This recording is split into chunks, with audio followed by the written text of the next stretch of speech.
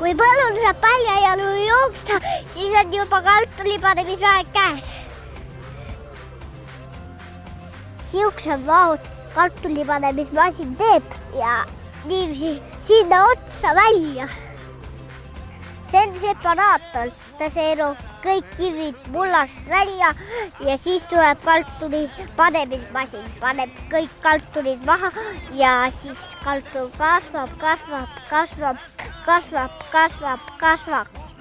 ja siis lõpuks tal on see asi, et saab hästi suureks ja tuleb kartuli võtmismasin.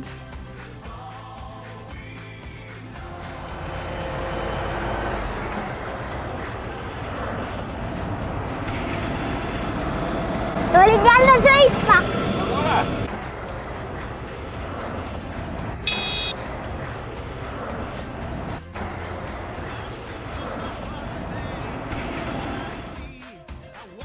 Meie tööpõld on lai kartul simudasid ja sööme.